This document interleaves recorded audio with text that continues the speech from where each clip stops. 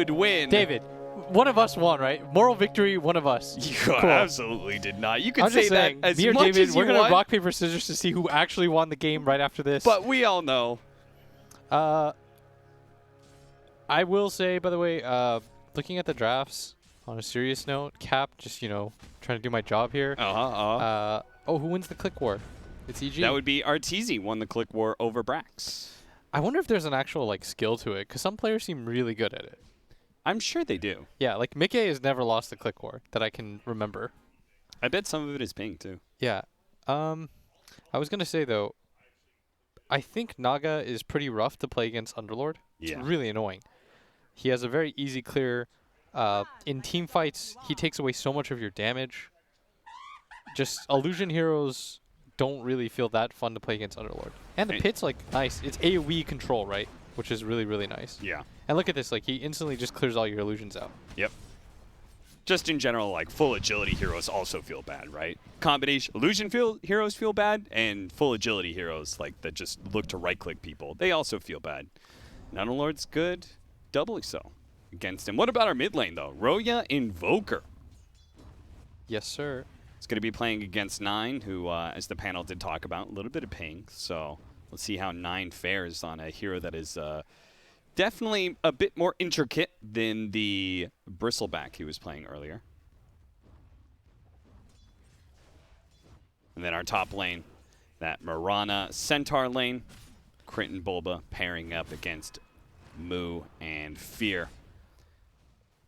Two teams did have, of course, we've got former EG members, former EG players on both sides. Of course, Bulba used to be a player on Evil Geniuses, now he's the coach. And then on the other side, Fear, who also used to play for Evil Geniuses. They had a little bit of pre-lobby talk. Bulba said, Fear Wraith King. And Fear responded with Bulba Invoker in kind. There was this, for all you newer players that didn't follow NA Dota, there was this poll on NADota.com. Shoutouts to Spidwild and the gang. That was essentially what was the biggest embarrassment in NA Dota of 2012. And the top reply was Bulba Invoker versus Ferrari TA mid. Yeah. That was the game where Bulba actually no longer was a mid player. Yeah. Fear even said that your Invoker let me down, and Bulba said that your Morphling let me down. Oh, did they really say that to each other? Yes. Oh, okay. So they're actually bantering about that yes, game. Exactly. Okay. So, yeah, that matchup, he lost, I think Ferrari had 30 CS to Bulba's 5 or something. It was absurd. But when it comes to this specific game, they actually do need Bulba to do quite a bit. I think he will have to be his, roaming self. He has to move Which around. is a little bit harder on Centaur than it is the Clockwork that he has also been playing. I mean, he's just known for his Clockwork because of that one, massive win, right? Was it LGD or something? Yep. Liquid versus LGD. Liquid are doing it. Roll Arteezy's in, taking Moose. Pretty good damage. Yeah, and Arteezy knows he can just man-fight the Earth Spirit, even though Earth Spirit definitely had more HP initially. Moose may be the one who's dying. He's and dead. yeah, Arteezy just reads it. He knows that he can chase after that hero because he's got 9 armor. More than that, he just has good stats. Double Wraithband on Naga Siren, it just feels so nice. Statty-based heroes, really good for him. That is something I really like, by the way, about watching some of the really aggressive safe laners as Bulba. Ooh. The arrow combination, it seems like Crit was able to get a long arrow onto Moo. Yeah, without the stomp. That's a value Mirana right there. Yeah, and he might even make his way towards mid right after that. Yeah, you could watch for some sort of tornado setup into the arrow. Yeah. They certainly have... Let me say, on the side of business associates, I really liked Brax's interview where he was talking about how maybe they get a kill here, actually. Brax is getting quite low. This lane was supposed to counter the Naga Siren, but Arteezy keeps on doing so much damage to them. In fact, he turned into Moose, got the Riptide Splash, killing Brax, and because he turned onto Moose so early, he almost kills him too. Yeah, and look at that. He's helping and fighting with his support, even though it's costing him CS. Like to see that.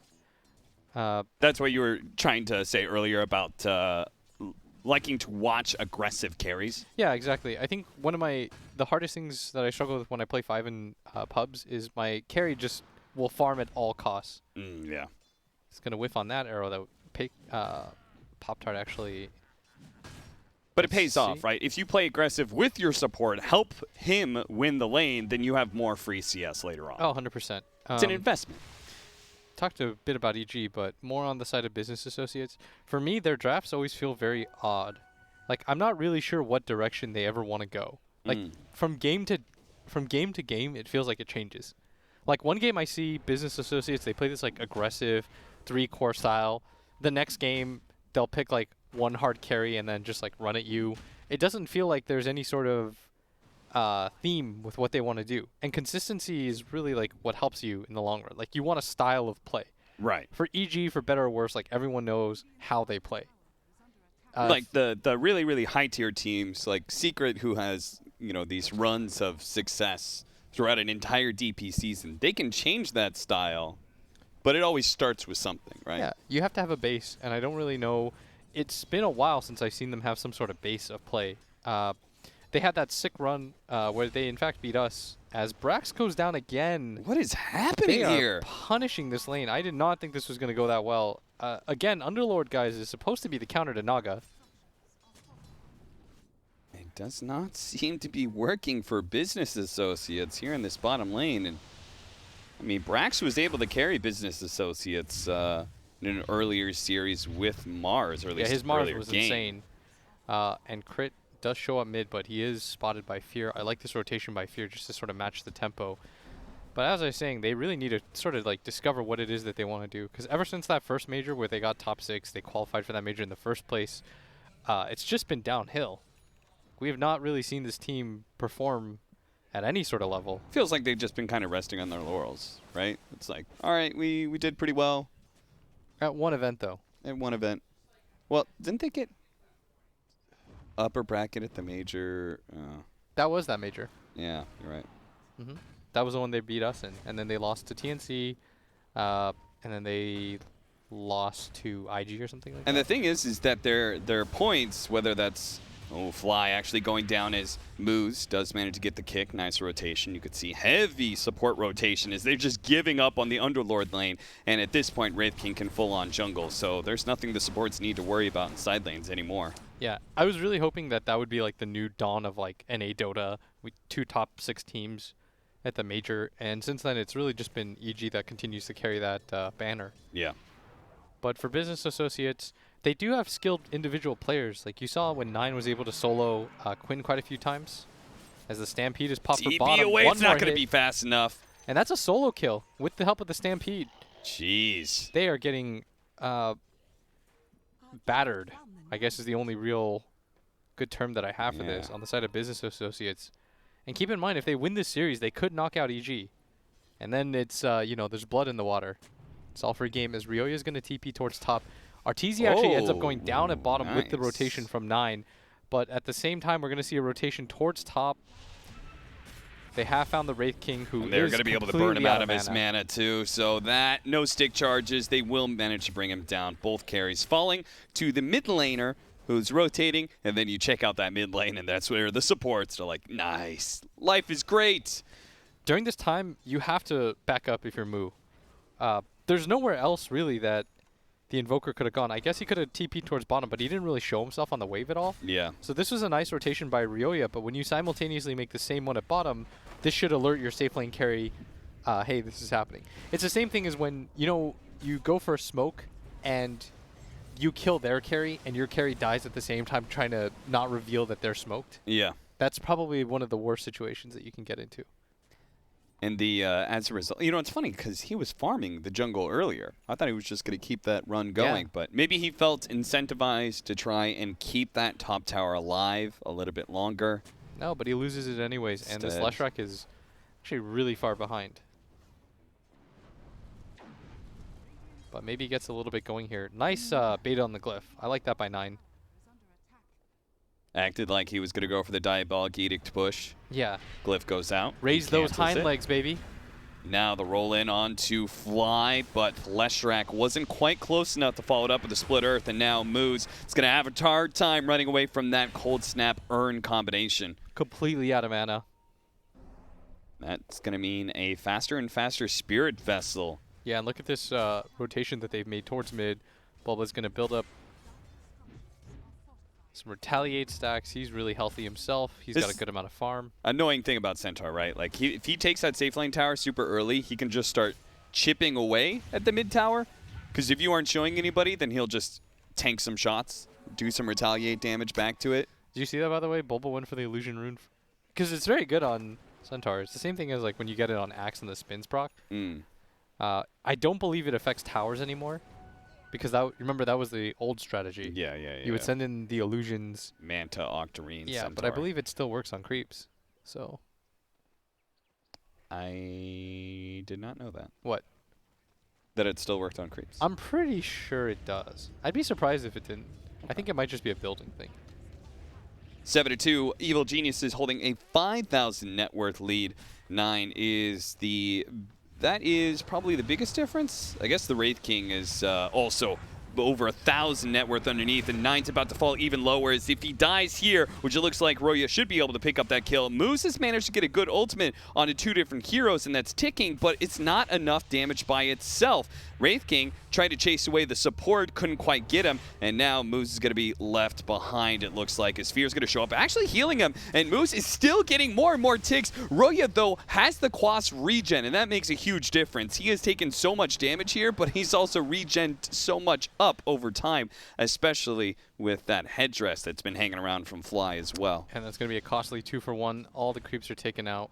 And in case anybody was wondering, the Retaliate does not work for illusions, but illusions bestow the Retaliate aura. Oh, and they actually get the arrow. If you have the level 25. Yeah. Gotcha.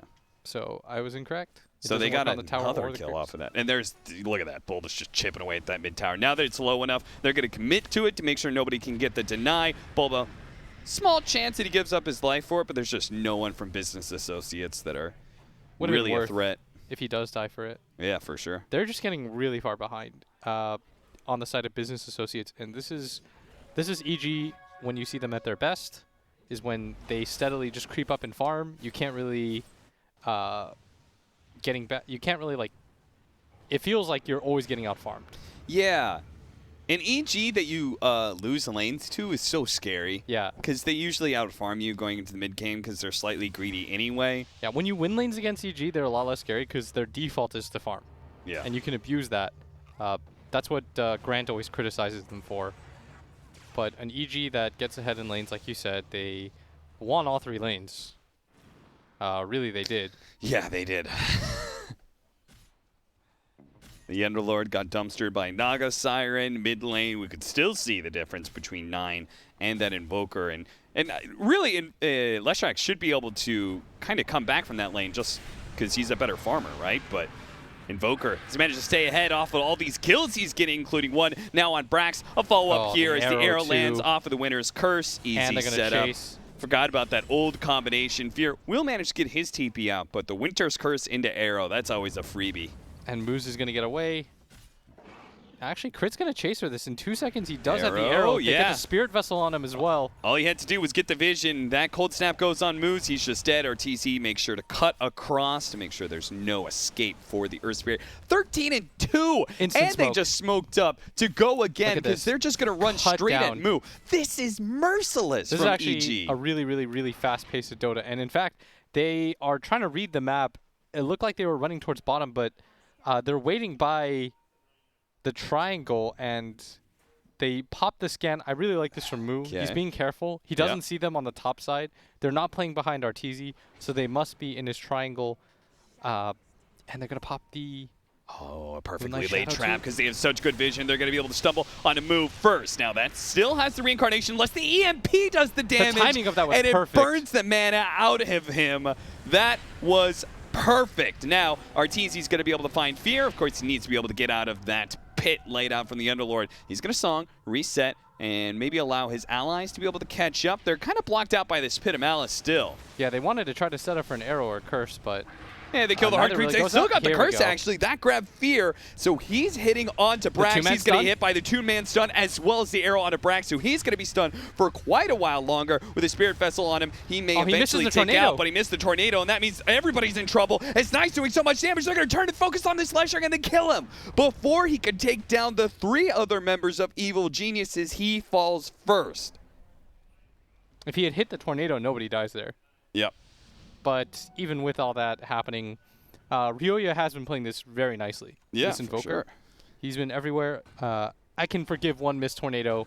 The EMP timing on Mu was perfect. He killed him like as he was hitting 0, so there was no way he could have popped anything. No stick, no mangoes if he had one. If that Leshrac was like 2,000, if he was even with the Invoker, he could have killed multiple people of EG there. The courier dies too. But Roya shut him down so much in mid lane and continues to do so with both that kill on the hero and now on his courier. Yeah, and Mu actually didn't go for a wand or anything. He has no way of recovering when he gets EMP'd, and that's a bit of a head scratcher for me, Cap. Radiance. He's just He gonna just die needs again. the recipe, but Mu, the EMP burns him out. Again, he still has reincarnation, but he's never able to get the mana back. And the curse on 3. Leshrac, a beautiful curse. They're easily going to be able to clean up that kill. And at this point, it's just a crapshoot whether or not business associates, each one of them, can get out of this fight. Tornado chasing chases Moose. after Moose as well. This is almost going to be all 4 of them dying if Moose does get caught by... Moose is doing some nice jukes, though, and he's going up, down, around. Yeah, he's staying out of He's vision this hiding entire behind, way, but they're and going to they find him found him. eventually. He kicks the Invoker away, but he got the Cold Snap Spirit Vessel combo, and that's enough. That is 4 dead for nothing on the And side of kill- EG. this is gonna be a full 5. Make that a 5. That's a team wipe. That is 5 heroes dead. Brax has been the whipping boy right now for EG. Every time they found him in the laning phase, they've abused him. And conversely, Bulba's 4-0-7 on his Centaur. This is a very good EG game, 21-3. Not really sure what Business Associates' comeback mechanism is for this game. A gift from the night. Yeah, I don't know either. Because as BSJ was saying earlier, sometimes in order to come back, you have to just be able to fight. Because you know they're going to out-farm you. And that is certainly a case here with this Naga Siren. Stomp onto Mu. Again. Mu just keeps on getting caught, is never Let the going to EMP be hit? able to get... Okay, this time Okay. the reincarnation goes off. They actually did too much damage to him too fast. The EMP doesn't pop, but they might just be able to kill him a second time here. As a Splinter Blast plus the Spirit Vessel doing so much damage. He gets healed up a little bit, though. He'll be fine and out, but the rest of the team who initiated off of that now getting songed up.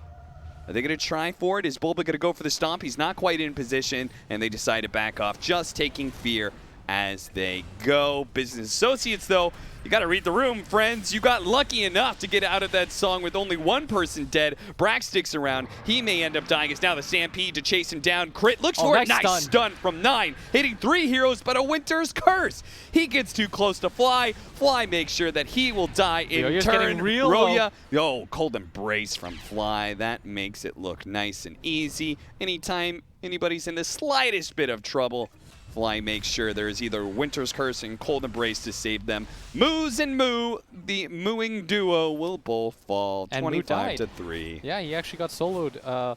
Maybe his ulti popping there wasn't good, and they're just going to call it That's before it. Oh, one thank tier 2 God. tower was taken. Thank God Business Associates called it, because I could not stand watching that anymore. I just felt bad for them. Yeah, they actually just got dumpstered. Yeah, like, this is still a best